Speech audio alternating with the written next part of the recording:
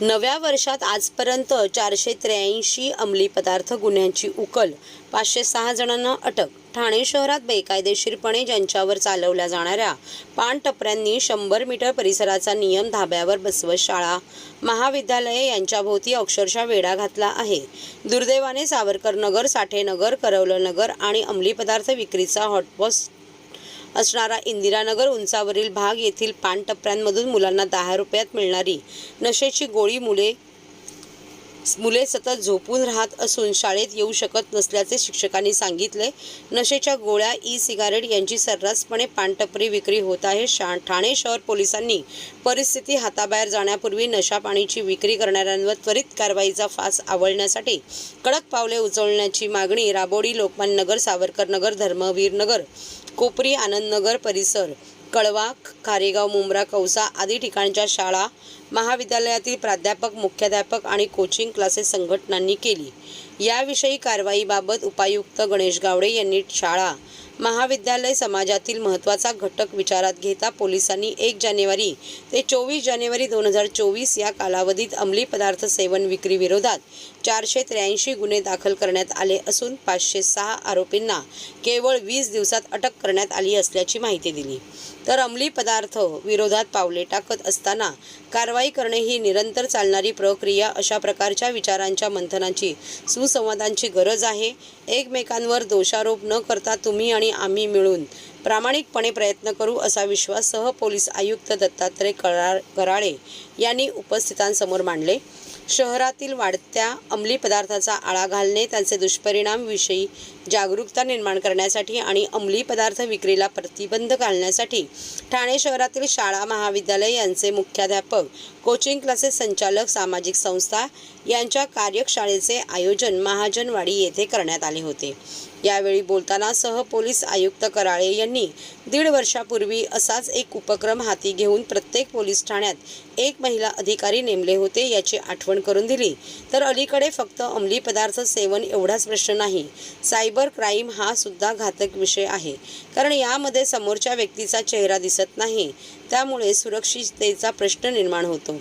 अंमली पदार्थ सेवन करणारी मुले कशी ओळखायची हा प्रश्न मुख्याध्यापकांनी विचारला असता अंमली पदार्थ सेवन करणाऱ्या मुलांमध्ये असंबद्ध वर्तणूक दिसून येत असल्याचे दत्तात्रय कराळे म्हणाले. आपल्या मुलांना या अंमली पदार्थ, सिगारेट सारख्या घातक गोष्टींपासून दूर ठेवायचे असेल तर पालकांनी दररोज मुलांशी सुसंवाद साधण्यासाठी वेळ देणे आवश्यक आहे. ठाणेकर मालमत्ता करदात्यांसाठी करातील व्याज माफी अभय योजना 31 डिसेंबर 2023 पर्यंत मालमत्ता करावरील 100% व्याज माफ. तसेच 1 जानेवारी ते 15 जानेवारी 2024 या कालावधीमध्ये मालमत्ता करावरील 75% व्याज माफ. त्याचप्रमाणे 16 जानेवारी ते 31 जानेवारी 2024 या कालावधीमध्ये मालमत्ता करावरील 50% व्याज माफ. तरी सदर व्याज माफीच्या अभय योजनेचा ठाणेकर करदात्यांनी लाभ घ्यावा. महानगरपालिकेच्या कोणत्याही संकलन केंद्रावर कर भरण्याची सोय आहे. ATM, डेबिट, क्रेडिट कार्डद्वारे कर भरण्याची सुविधा उपलब्ध करून देण्यात आली आहे. सोमवार ते शनिवार या दरम्यान सकाळी 10:30 ते सायंकाळी 5 वाजेपर्यंत संकलन केंद्राची वेळ असून करदात्यांच्या सोयीसाठी रविवारी संकलन केंद्र सकाळी 10:30 ते दुपारी 1:30 वाजेपर्यंत सुरू ठेवण्यात येत आहेत. यासोबतच ठाणे महानगरपालिकेच्या propertytax.thanecity.gov.in या संकेतस्थळावर ऑनलाईन पद्धतीने मालमत्ता कर भरण्याची सुविधा उपलब्ध करून देण्यात आली आहे. तसेच गुगल पे, फोन पे, पेटीएम आणि भीम ॲपद्वारे आपला कर सुलभतेने जमा करू शकता. ठाणे महापालिका क्षेत्रातील सर्व करदात्यांना विनंती आहे की आपण या व्याज माफी अभय योजनेचा जरूर लाभ घ्या आणि आपला मालमत्ता कर लवकरात लवकर महापालिकेमध्ये जमा करून महापालिकेस सहकार्य करा. धन्यवाद.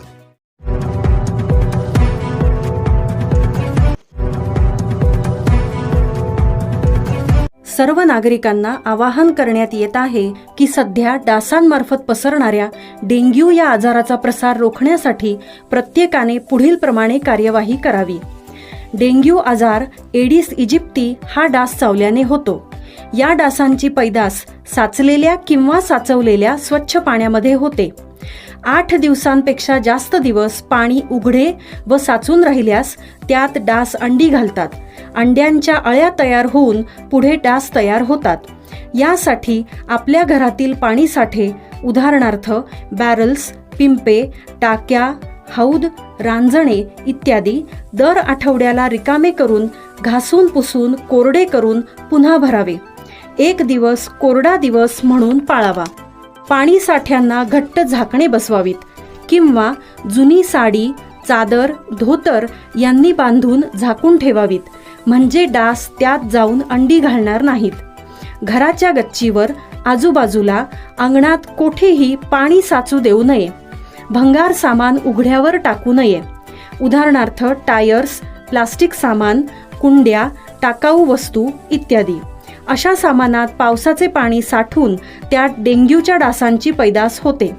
घरातील कूलर्स, फ्रीजच्या पाठीमागील ट्रे हे देखील वेळोवेळी कोरडे करावेत. लक्षात ठेवा, नुसत्या फवारणीने डास घनता कमी होत नाही, तर त्यासाठी डास पैदास ठिकाणे नष्ट करणे ही आपल्या सर्वांची जबाबदारी आहे. कोणताही ताप अंगावर न काढता जवळच्या शासकीय रुग्णालयात मोफत औषधोपचार घ्या. अशा प्रकारे नागरिकांनी सहकार्य केल्यास डेंग्यूचा प्रसार रोखणे सहज शक्य आहे.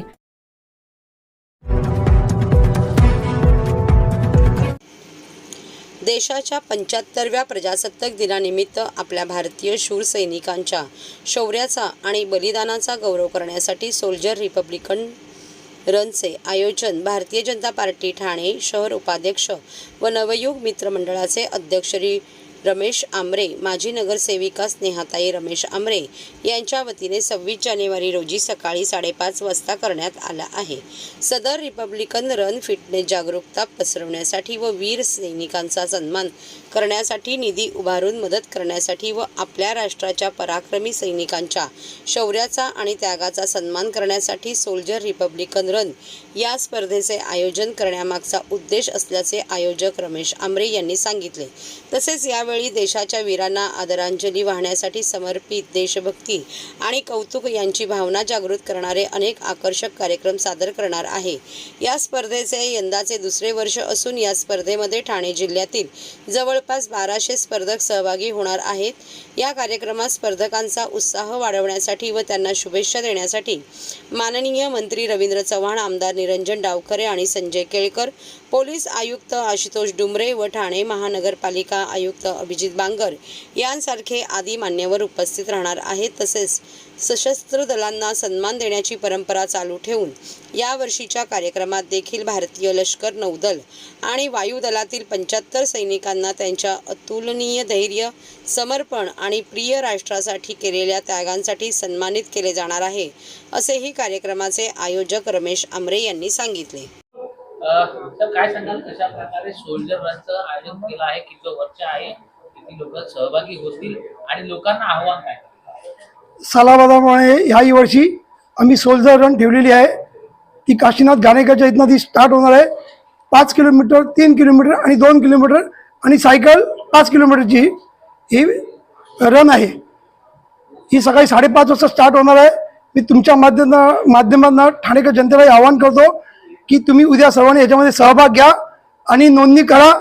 उद्या आम्ही ओपन ठेवलेली आहे, तुम्ही सर्व येऊ शकता त्याच्यामध्ये. दुसरी गोष्ट ही की तिथे आम्ही लहान मुलांचे तिथे परफॉर्मन्स ठेवलेले आहेत. त्याच्यानंतर ट्रेडिशनल आपली जी मराठमोळा जो फॅशन शो आहे तो आहे. बॉक्सिंगसाठी 15 मिनिटांनी जी मुलं आहेत ती 15 मिनिटांनी तिथे एक परफॉर्मन्स करणार बॉक्सिंगचा. त्याच्यानंतर आपला महाराष्ट्र आपली संस्कृती आहे, त्याच्या माध्यमातून विविध कार्यक्रम तिथे आम्ही एक पाऊण तासाचा कार्यक्रम तिथे ठेवलेला आहे. रजिस्ट्रेशन फी 500 रुपये आहे, पण ती उद्यापासून आम्ही ती ओपन करणार आहोत. आजच्या दिवसात तुम्ही ती नोंद करू शकता. सकाळी 5:30 ला हा कार्यक्रम स्टार्ट होणार आहे. हे दुसरं वर्ष आहे सोल्जर मॅरेथॉनचं. मी भारतीय जनता पार्टीतर्फे आम्ही गेल्या वर्षी स्टार्ट केलेली आहे आणि याच्यामध्ये विविध आपले प्रभागातली लोक जे मान्य जे सोल्जर आहेत, जे जसं यांनी आमचे जे कर्नल साहेब आहेत यांनी 3 लढाया लढलेल्या आहेत, असे जे सोल्जर आहेत त्यांचं कुठेतरी त्यांच्याकडे एक लोकांना प्रेरणा भेटावी, त्यांचं लक्ष ठेवून आम्ही हे मॅरेथॉन घेत आहोत. प्रमुख पाहुणे माननीय मुख्यमंत्री साहेब आहेत, आपले आमदार केळकर साहेब आहेत, निरंजन डावकळे साहेब आहेत, त्यानंतर उपमुख्यमंत्री देवेंद्र फडणवीस साहेब आहेत, अजितदादा आहेत. आम्ही सर्वांना निमंत्रण दिलेलं आहे. आता जे येतील ते येतील, पण आम्ही उद्या ही रन सकाळी 5:30ला स्टार्ट करणार आहोत. माननीय नामदार श्री रवींद्र चव्हाण साहेब पालकमंत्री आहेत, तेही सकाळी येणार आहेत. इंग्लिश में चलेगा, इंग्लिश बोलो जब भी चलेगा ना, हिंदी में बोलेंगे. ये पहले तो हम आप सबको 75th जो रिपब्लिक डे है उसकी बहुत बहुत बधाई देते हैं. और हमें ये यहाँ आकर बहुत खुशी हो रही है कि हमको इतना मान सम्मान ऑनर दिया गया है. और हम आपकी जो टीम है, आपका जो ऑर्गेनाइज कर रहे हैं, उनका हिस्सा बने हैं. इसके लिए मुझको बहुत खुशी हो रही है कि हम भी इसमें कुछ अपनी पार्टिसिपेशन कर रहे हैं. और खुशी ज़्यादा ये हुई है कि आपने थीम जो है वो सोल्जर रखा है. और सच में सोल्जर जो है वही है जो हमारी सरहदों के ऊपर, बर्फानी जगहों के ऊपर, जंगलों में, पहाड़ों में वो रात को बर्फानी इलाकों में खड़ा रहता है और हम आराम से सोते रहते हैं. ये जो आपने थीम चुना है इसकी हमको बहुत खुशी हुई है. और ये जो दौड़ें अलग अलग किस्म की करवा रहे हैं, ये हौसला बढ़ाने के लिए है, ये हमको ऊंचा उठाने के लिए है. और कुछ चीज़ आप पूछना चाहें तो आप पूछ सकते हैं. हम कर्नल जसविंदर सिंह हमारा नाम है. हमने करीबन 40 साल फौज में नौकरी किया है और लगभग जितनी लड़ाइयाँ हिंदुस्तान की हुई हैं सब में हिस्सा लिया है. और हम एक लड़ाई में हम जख्मी भी हुए थे और हमारे पास उसका मेडल भी है जो कि वुंड मेडल कहलाता है. तो इस तरह से करके हमने अपनी 1994 में हम रिटायर हुए थे. और रिटायरमेंट के बाद कुछ देर हमने किया, अभी आराम से हम अभी सेवा ही करते हैं, जो भी जिस किस्म की सेवा उसे करते हैं. और बढ़ावा देते हैं कि फौज में ज्वाइन करने का बढ़ावा देते रहते हैं हम लोग जहाँ तक हो सकता है, क्योंकि उसमें सब कुछ बहुत अच्छा है.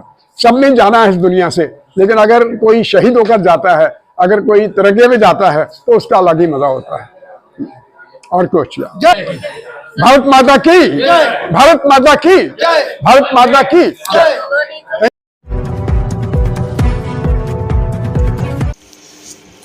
ठाणे जिल्ह्यात 1,28,000 मतदार वगळले. भटके वंचित समाज घटक अंतिम मतदार यादीत 18 विधानसभा क्षेत्रात एकूण 63,92,520 मतदार. राज्यात लोकसभा आणि विधानसभा निवडणुकीचे पडगम वाजू लागले असून 2024ची अंतिम मतदार यादी बुधवारी जिल्हाधिकारी तथा जिल्हा निवडणूक अधिकारी अशोक शिंगारे यांनी जाहीर केली.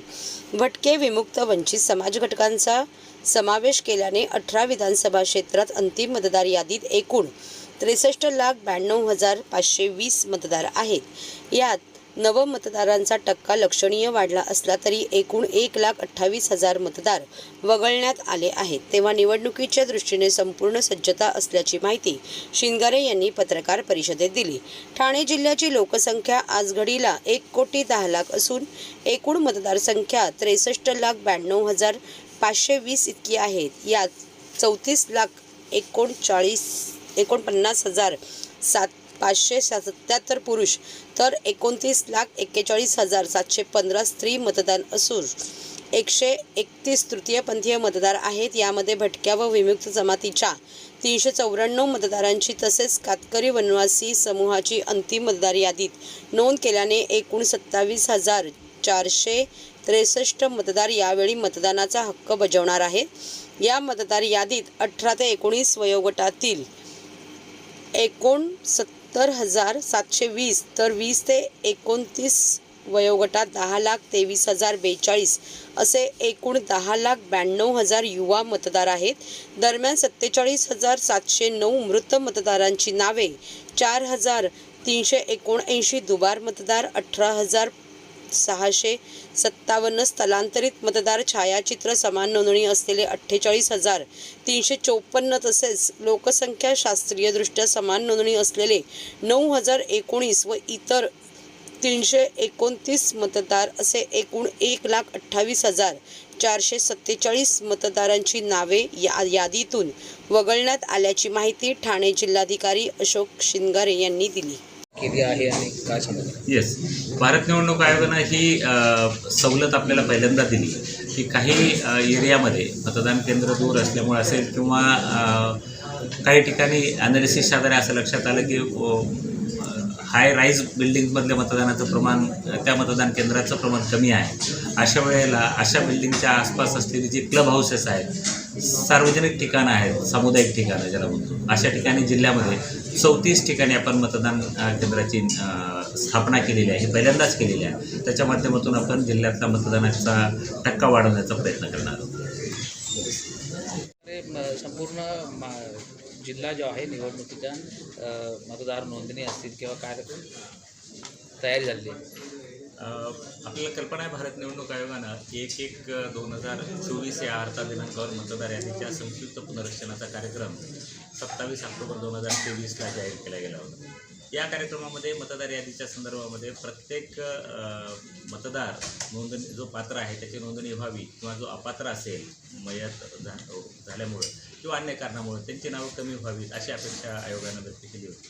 त्या अनुषंगानं आपल्या 18 विधानसभा मतदारसंघामध्ये ही प्रक्रिया राबवली गेली आणि या प्रक्रियेच्या दरम्यान आपल्याला असं लक्षात आलं की मतदाराच्या संख्येमध्ये वाढ निश्चितपणानं झालेली आहे. जी पूर्वीची आपली संख्या होती 63,43,889, ती संख्या वाढून आता 63,92,520 अशी मतदाराची संख्या झालेली आहे.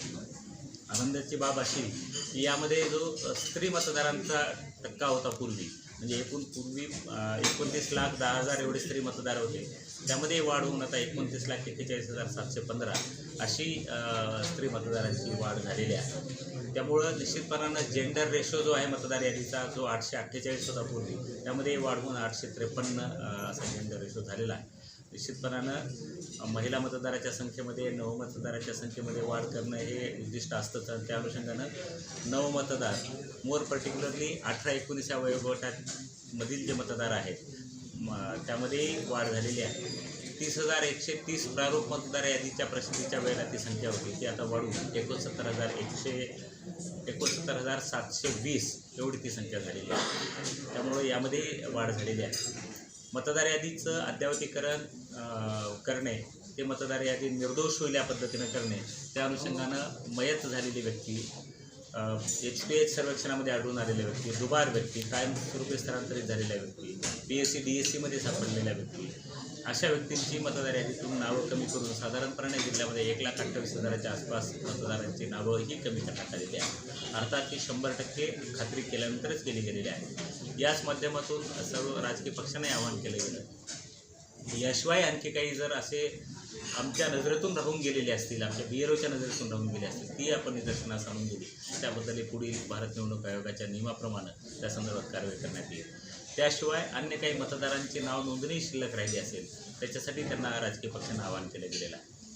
जिल्ह्यामध्ये डिसेंबरच्या आसपास मतदान केंद्र राष्ट्रलायझेशनचा कार्यक्रम घेतला गेला होता. आपल्या जिल्ह्यामध्ये जी मतदान केंद्र होती 6,391, त्या मतदान केंद्र वेगवेगळ्या मजल्यावर होती. काही तळमजल्या, काही ग्राउंड फ्लोअरवर होती, काही फर्स्ट सेकंड फ्लोअरवर होती. तर ती मतदान केंद्र मतदारांना गैरसोयीची होत आहेत म्हणून ती सगळी मतदान केंद्र ग्राउंड फ्लोअरला आणली गेलेली आहेत. आता ठाणे जिल्ह्यामध्ये कोणतेही मतदान केंद्र ग्राउंड फ्लोअरशिवाय पहिल्या, दुसऱ्या, तिसऱ्या मजल्यावर असणार नाही. ग्राउंड फ्लोअरवर सगळे असतील. या मतदान केंद्राच्या रॅशनलायझेशनमध्ये काही ठिकाणी मतदारांची संख्या जास्त होती, त्यामुळे खूप लांब रांगा दिसायच्या. त्याही कमी करण्याच्या अनुषंगानं रॅशनलायझेशनची प्रोसेस पार पाडली गेली आणि आता मतदान केंद्राची संख्या 6,524 एवढी निश्चित करण्यात आलेली आहे आणि त्यालाही भारत निवडणूक आयोगाकडून मान्यता मिळालेली आहे. मतदान केंद्राच्या बाबतीमध्ये विधानसभा मतदारसंघनिहाय जर आपण पाहणी केली असं लक्षात येतं आहे की भौगोलिकदृष्ट्याही मोठा असलेला जो मुरबाड विधानसभा मतदारसंघ आहे तिथं सगळ्यात जास्त 511 मतदान केंद्र आहे आणि उल्हासनगर हा जो विधानसभा मतदारसंघ आहे तिथं 251 मतदान केंद्र आहे. अर्थात ही मतदान केंद्र सगळ्या मतदारांना मतदान केंद्रावर जाण्यासाठी जवळ असावीत, सुरळीत असावीत आणि योग्य असावीत अशा पद्धतीने त्यांची रचना केलेली आहे. ही प्रक्रिया आपण डिसेंबरच्या आसपास महिन्यामध्ये पूर्ण केलेली आहे. भारत निवडणूक आयोगाच्या सूचनेप्रमाणे 23 जानेवारी रोजी या सगळ्या मतदार यादीच्या संक्षिप्त पुनरीक्षणाचा कार्यक्रम पार पडून मतदार यादीला अंतिम स्वरूप प्राप्त झालेला आहे आणि त्याची प्रसिद्धी करण्यात आलेली आहे. ही प्रसिद्धी भारत निवडणूक आयोग, माननीय मुख्य निवडणूक अधिकारी यांचं कार्यालय, जिल्हा निवडणूक अधिकारी, अर्धा जिल्हाधिकारी यांचं कार्यालय, त्याशिवाय डेजिग्नेटेड लोकेशन्स, मतदार नोंदणी अधिकाऱ्याचं कार्यालय, या सगळ्या ठिकाणी त्याची प्रसिद्धी केलेली आहे। या मतदार यादीच्या प्रति राजकीय पक्षांनी आता पुरवण्यात येत आहे। आपल्या माध्यमातून ज्या वेळोवेळी आपण प्रेस कॉन्फरन्सच्या माध्यमातून सर्वच प्रिंट मीडिया आणि इलेक्ट्रॉनिक मीडिया यांनी मतदारांना जे आवाहन केलं गेलेलं आहे, मतदार प्रक्रियेमध्ये भाग घेण्यासाठी, मतदार नोंदणीच्या प्रक्रियेमध्ये भाग घेण्यासाठी जनजागृतीच्या अनुषंगाने स्वयंप्रेरणेने स्वतःवरून पुढे आलेले किंवा आमच्या आव्हानाला प्रतिसाद म्हणून पुढे आलेले, त्याबद्दलही खरंच आपल्या सर्वांचं, मीडियाकर्मींचं, माझ्या सहकारी मित्रांचं मी आज कौतुक करतो। आणि आजच्या प्रेस कॉन्फरन्सच्या माध्यमातून आपल्या सर्व मतदारांना आवाहन करतो की इथल्या ज्या निवडणुका असतील, लोकसभा असतील, विधानसभा असेल, नगरपालिका, महानगरपालिका असतील, जिल्हा परिषद असेल, त्या निवडणुकांमध्ये आपण सर्वांनी पात्र असलेल्या मतदारांनी स्वतः बाहेर येऊन मतदान केंद्रावर मतदान करावं असं आवाहन करतो। आणि आपल्या जिल्ह्याचा मतदानाचा जो आकडेवारी आहे त्याच्यामध्ये वाढ होऊन या लोकशाही प्रक्रियेचा एक सबळ आणि सक्रिय असा आपला सहभाग नोंदवावा असं आपल्या मार्फत मी आवाहन करतो। काँग्रेसचे राष्ट्रीय नेते राहुल गांधी यांनी काढलेल्या भारत जोडो न्याय यात्रेदरम्यान आसाम येथे भारतीय जनता पार्टीच्या कार्यकर्त्यांकडून झालेल्या भ्याड हल्ल्याचा ठाणे शहर काँग्रेसच्या वतीने तीव्र निषेध व्यक्त करण्यात आला। ठाणे शहर जिल्हा काँग्रेसच्या वतीने आज स्टेशन रोड येथील काँग्रेस कार्यालयाबाहेर शेकडो कार्यकर्ते एकत्र येत शहर काँग्रेस अध्यक्ष ॲडव्होकेट दत्त चव्हाण व प्रदेश काँग्रेस सरचिटणीस मनोज शिंदे यांच्या नेतृत्वाखाली काँग्रेसचे राष्ट्रीय नेते राहुल गांधी यांनी भारत जोडो न्याय यात्रेदरम्यान आसाम येथे भारतीय जनता पक्षाकडून झालेल्या भ्याड हल्ल्याचा निषेध करीत जोरदार घोषणा दिल्या।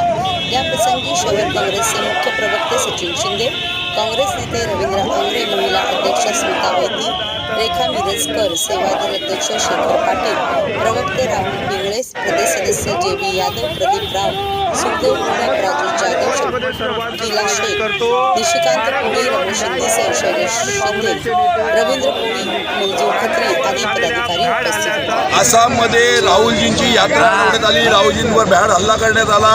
आसामच्या BJP आमचे जे काँग्रेसचे अध्यक्ष आहेत त्यांच्यावर हल्ला करण्यात आला आणि भरीसभर म्हणून राहुलजींना तिथल्या मंदिरात जाण्यापासून रोखण्यात आलं।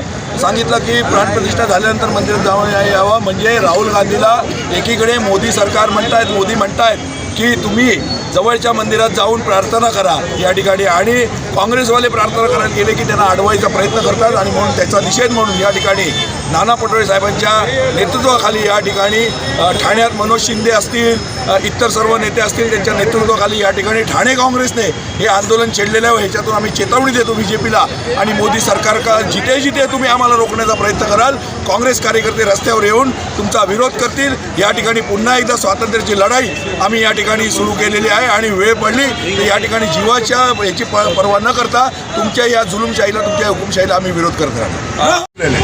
त्यांच्या पायाखालची वाळू आता सरकार लागलेली आहे आणि म्हणून प्रत्येक ठिकाणी लोकशाही मार्गाने ज्यावेळेला जनता संपूर्ण देशामध्ये राहुलजीचा वावा करत आहे, त्यांच्या प्रत्येक गोष्टीला त्यांच्या मागे जात आहे। आज अन्यायाविरुद्ध जी यात्रा निघाली आहे त्यांनाही त्याच्याही मागे या ठिकाणी जात आहेत। आसामचा मुख्यमंत्री हा भ्रष्टाचारी आहे आणि ह्या असताना देखील त्या भागातली जनता जेव्हा राहुलजींबरोबर चालते त्यावेळेला त्यांच्या विरोध करण्यासाठी अनेक गोष्टी करण्याचा प्रयत्न करतात। तुम्ही पाहिलं असेल तुमच्याच माध्यमातून त्या ठिकाणी 25-30 गुंडाने त्यांच्यावर हल्ला करण्याचा प्रयत्न केला, परंतु आमचे राहुलजी त्या ठिकाणी सर्व संपन्न आहे, स्वतः त्यापासून उतरून गेले, त्यावेळेला ते त्यांना पळावं लागलं। अशा प्रकारचे चिरकुट धंदे या ठिकाणी चालू केलेत। या ठिकाणी त्या राम मंदिराच्या माध्यमातून देखील आम्ही दर्शन करायला राहुलजी गेले, त्यांना देखील तिथे रोखण्यात आलं। असा वाईटपणा या ठिकाणी लोकशाही संपवण्याचा डाव मोदींचा आहे आणि मोदी घाबरलेले आहेत। आमची यात्रा चालू राहणार। ठाण्यात देखील लवकरात लवकर या ठिकाणी यात्रा राहुलजी लोकांना भेटायला येणार आहेत। आमचे प्रांताध्यक्ष आणि आमचे सर्व राष्ट्राचे जे नेते आहेत या सर्व ठाण्यामध्ये येणार आहेत आणि त्या ठाण्याला देखील राहुलजींची आवश्यकता आहे आणि न्यायाची आवश्यकता आहे। त्याच्यामुळे न्याय यात्रा ही चालू राहणार। किती तुम्ही अडचणी निर्माण केल्या तरी आम्ही ते करून राहणार। नागरिकांना येणाऱ्या 2024 या 2024मध्ये आम्ही सत्तेवर येऊन लोकांची काम करणार। महिला आज या ठिकाणी संपूर्ण महाराष्ट्रात भारत जोडो न्याय यात्राची काँग्रेस पक्षाच्या माध्यमातून आमचे नेते राहुलजी गांधी यांच्या नेतृत्वाखाली जी चालू आहे त्या यात्रेवर आसाममध्ये भारतीय जनता पार्टीचे झेंडे घेऊन त्यांनी राहुलजींना रोखण्याचा प्रयत्न केला आहे. एकीकडे लोकशाहीचा हा गळा घोटण्याचा प्रकार भारतीय जनता पार्टीकडून केला जातोय. संपूर्ण देशभरात संविधानात्मक मार्गाने राहुलजींनी यात्रा सुरू केलेली आहे. सर्व परवानग्या घेतल्यात तरीही भारतीय जनता पार्टीचे 5-25 चिरकुट कार्यकर्ते येतात आणि राहुलजींसारख्या नेतृत्वाला आव्हान देण्याचा प्रयत्न करतात आणि अशा पद्धतीचा आव्हान काँग्रेस पक्षाचा कार्यकर्ता कदापि सहन करणार नाही. संपूर्ण देशभरात अशा पद्धतीचं आंदोलन काँग्रेस पक्षाच्या माध्यमातून चालू आहे. ठाण्यातही आज आमचे जिल्हाध्यक्ष आदरणीय विक्रांत चव्हाण साहेब, आमचे दुसरे नेते मनोजी शिंदे साहेब यांच्या नेतृत्वाखाली काँग्रेस कार्यकर्ते एकवटले आणि राहुल गांधीच्या जो झालेला हल्ला आहे त्याचा निषेध या ठिकाणी आम्ही नोंदवलेला आहे.